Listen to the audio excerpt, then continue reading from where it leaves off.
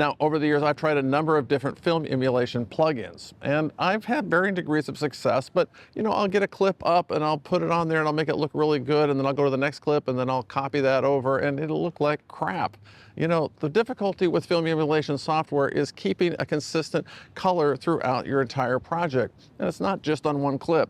So I've always abandoned them, until now. And that's with Emulate, because it's not just a simple plugin, it's an entire system to help you color your film. The program is Emulate, and it's made by Eric Lentz and his buddy, and it is a fantastic program for keeping and maintaining color consistency shot to shot. Now, full disclosure, Eric did send me this plugin for free if I would review it, but you know what? I was the one who reached out to him because I was really excited about it when I saw it. The first thing you're going to want to do is pick one of the 16 LUTs that are included in the system. Oh, and if you're a person who likes to expose to the right, well, there's another 16 LUTs for you. So I picked a camera LUT that I liked and I put it on my Sony a7 IV. But I could have done Sony, Canon, Panasonic, BlackMagic. There's a LUT for a lot of different cameras. Oh, but you're going to want to choose a LUT that matches what you're shooting in. Here I'm shooting in S-Log3, but there's a LUT for S-Log2 and S-Cinetone and a bunch of others. Just make sure that they match up.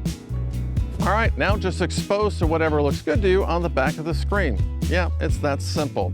Now, let's see what we can do with this in post. Now, I'm using Final Cut Pro here, but there's also a version for DaVinci Resolve. But if you're a Premiere user, well, you're out of luck, at least for now. Now, there are two main plugins that you're going to want to add to each project. The first one is going to be clip wide on an adjustment clip. And that's going to be that one down over here. That's the one that's marked timeline. Now, don't get discouraged if you slap that on your adjustment clip and it doesn't look that great. You're going to want to go down to the third module there and pick your camera. Next, you're going to want to choose one of the 16 Emulate looks. I'll choose the one that I started with. The next thing I like to do is just scroll down to the bottom and check this little box and make sure that I've checked skin tone. And then I can see whether my skin tones are in the range. They're in the range if they look yellow. If they don't look yellow, that's not a problem. We're going to fix that, but not right here in this plugin. We're going to do that on the clip level. So at the clip level, you apply that other plugin right over here. All right, now after I apply the proper plugin to the clip, well, I go back to the adjustment clip and I turn on that skin tone indicator.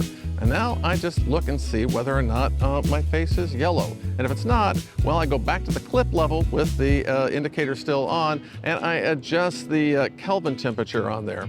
All right, then I turn off the checker and then I go back into the clip level and I make whatever adjustments I would like to make my life look a little better and happier than yours.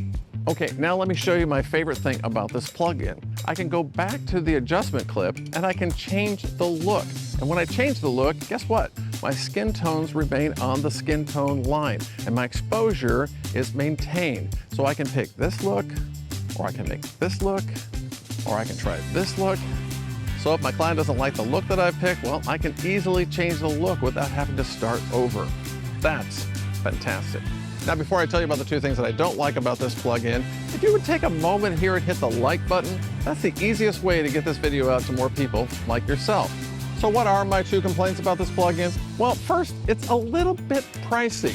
Yeah, Eric said he would give me a discount code that I could give to you to save a little money off of that, but still, even with percentages off, this is going to cost you some cash. So you have to ask yourself, is this really worth it to me? Is this something I really want to have in my arsenal? Because the film look is not for everyone. And when I've used this plugin for client work, I've always backed it off. I've eliminated the grain, for example, and cut way back on the halation. And actually, I like backing it off a little bit because it stops looking like you put on film emulation and starts just looking like you're a really good cinematographer. And my second gripe with this program is that you do have to follow a lot of steps. Now, they're not hard and you can learn them. If I've learned them, you can learn them. But there are still a lot of steps you have to go through and get each one of them right. Now, normally at this point of the video, I would point to another one of my videos and ask you to watch that, but I'm not going to do that. I'm going to point you to one of Eric's videos because I really think you want to look into this program very, very deeply before you commit yourself. And when you do, come back here and I'll have that discount code for you. Hey, thanks for stopping by.